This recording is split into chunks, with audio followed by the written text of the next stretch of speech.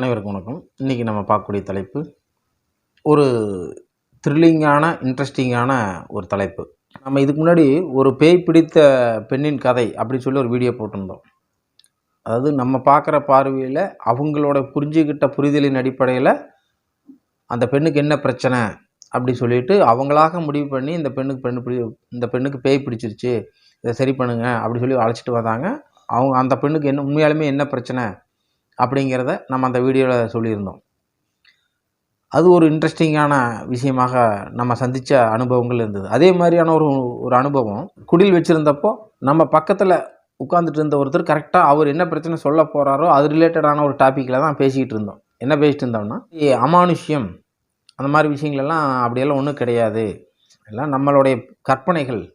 அந்த கற்பனையினுடைய பயத்தில் தான் நம்ம அந்த மாதிரி அமானுஷ்யம் இப்படி நடக்குது அப்படி நடக்குதுங்கிறதெல்லாம் பயந்துக்கிறோம். அப்படியெல்லாம் ஒன்றும் கிடையாது, நான்லாம் இந்த மாதிரி நான் பார்க்காத அமானுஷ்யமே கிடையாது, சர்வசாதாரணமாக கையிலேயே ஹேண்டில் பண்ணிட்டு வந்துடுவோம். அது எவ்வளோ பெரிய அமானுஷ்யம் வந்தாலும் கையில் ஒரே ஒரு பஞ்ச் பண்ணால் போதும், அது நம்மளை கண்டா ஓடிடும் அப்படிங்கிற மாதிரிலாம் ரொம்ப ஒரு காமெடியாகவும் இயல்பாகவும் பேசிக்கிட்டு இருந்தார். கரெக்டாக அந்த நேரம் பார்த்து நம்மளுடைய நண்பர் ஒருவர் இவர் என்ன அமானுஷ்யமான ரிலேட்டடான ஒரு விஷயம் சொல்லிக்கிட்டு இருந்தாரோ, நான் பயப்பட மாட்டேன், எல்லாம் நாங்களாம் நேருக்கு நேர் பார்த்தவங்க, நாங்கள் அடி வாங்காத ஏரியாவே இல்லை அப்படின்னு வடிவேல் ஒரு ஜோக்கில் சொல்லுவார்ல, அந்த மாதிரி இவர் நாங்கள் பார்க்காத அமானுஷ்யமா அப்படின்னு சொல்லி நிறையா காமெடி பண்ணிக்கிட்டு இருந்தார். நண்பர் ஒருவர் அவருடைய நண்பருக்கு ஒரு பிரச்சனை அப்படி சொல்லி அழைச்சிட்டு வந்தார். அது நிஜமாக ஒரு புதிய அனுபவமாக இருக்குது. என்னன்னா, அவர் சொல்கிறாரு அவங்க வீட்டில் மொத்தம் 4 பேர் இருக்காங்க. இந்த 4 பேரும் சேர்ந்து பஸ் ஸ்டாப்பில் ஒரு ஓரமாக நின்று பேசிகிட்டு இருக்காங்க. அப்படி பேசிகிட்டு இருக்கும் பொழுது டூ வீலர்காரர் நேராக இந்த 4 பேர்த்தில் ஒருத்தரை, அவருடைய பொண்ணு அந்த வண்டியில் மோதிட்டார். எலும்பு உடஞ்சி ஹாஸ்பிட்டல் போயிருக்காங்க, ஆப்ரேஷன் பண்ணி கட்டு போட்டு ஒரு வாரம் அந்த ஹாஸ்பிட்டலில் இருந்து அதுக்கப்புறம் டிஸ்சார்ஜ் ஆகி இப்போ ஒரு தொடர்ச்சியாக ஒரு 20 நாள் வீட்டில் ஓய்வில் இருக்காங்க. இது ஒரு எதர்ச்சியான சம்பவம். அவங்களே இதை பற்றி ஒன்றும் பெருசாக எடுத்துக்கல. ஏன்னா விபத்துங்கிறது இயல்பாக எல்லாருக்கும் நடக்கக்கூடிய ஒரு விஷயங்கள் தானே. அதனால் இதை ஒன்றும் பெருசாக அவங்க எடுத்துக்கல. சரி, ஏதோ ஒன்று நடந்துருச்சு அப்படின்னு சொல்லி இயல்பாக விட்டாச்சு. இவருடைய இன்னொரு பொண்ணு கடைக்கு போயிருக்காங்க. அங்கேயும் இதே மாதிரி ஒருத்தர் வண்டி கொண்டு வந்து அடித்து விபத்தாகி அதே மாதிரி காலை உடஞ்சிருச்சு. இதுக்கும் ஹாஸ்பிட்டல் போய் அட்மிட் பண்ணியாச்சு. இப்போ இந்த இடத்துல ஒரு விஷயத்தை அவங்க யோசிக்கிறாங்க. என்னென்னா, முதல்ல இவங்களுடைய குழந்தைக்கு இவங்களோட முதல் குழந்தைக்கு விபத்து நடக்கும்போது நடந்த நாள் அமாவாசை அப்படிங்கிறத அந்த டேட் பார்க்குறாங்க. அந்த அன்னைக்கு அமாவாசை. அதன் பிறகு 2வது குழந்தைக்கு ஆனதுக்கான நாள் பார்க்குறாங்க, அதுவும் அமாவாசை. இப்போ இவங்களுக்கு ஒரு சந்தேகம் வருது. தொடர்ச்சியாக இந்த மாதிரி அமாவாசை வரும்போது மட்டும்தான் விபத்து நடக்கிற மாதிரி இவங்களுக்கு ஒரு சந்தேகம் வர ஆரம்பிச்சிருச்சு. அதன் பிறகு 3வது அமாவாசைக்கு இவங்க உஷாராயிட்டாங்க. 3வது அமாவாசை வரும்போது இதுலேருந்து நம்ம தப்பிச்சுக்கணும் அப்படிங்கிறதுக்காக இவங்க என்ன முடிவு பண்ணுறாங்கன்னா, இந்த அமாவாசைக்கு யாருமே வீட்டை விட்டு வெளியே போக வேண்டாம் அப்படி சொல்லி இவங்களுக்குள்ள ஒரு முடிவு பண்ணுறாங்க. முடிவு பண்ணிவிட்டு யாருமே வீட்டை விட்டு வெளியே போகலை, வீட்டுக்குள்ளேயே இருந்துட்டாங்க. இவங்களுடைய ஒய்ஃபு மேலே மொட்டை மாடியில் துணி காய போடுறதுக்கு போகிறாங்க. அங்கே போய் துணி காய போடும்போது வலிக்கு விட்டு விழுந்துடுறாங்க. அவங்களுக்கும் இடுப்பில் ஃப்ராக்சர் ஆயாச்சு, ஹாஸ்பிட்டல் போயாச்சு. கரெக்டாக 3 அமாவாசை முடிஞ்சுது. இப்போ நம்ம இடத்துல வரும்பொழுது இன்னும் அமாவாசைக்கு 2 நாட்கள் தான் இருக்குது. அதனால் அவர் பயத்திலேயே சொல்லிகிட்டு இருக்கிறார், இது அடுத்து இன்னும் 2 நாள் அமாவாசை வரப்போகுது, எனக்கு பயமாக இருக்குன்னு நான் ஒருத்தன் தான் இருக்கிறேன் அப்படின்னு சொல்லி பயத்தில் சொல்கிறார்.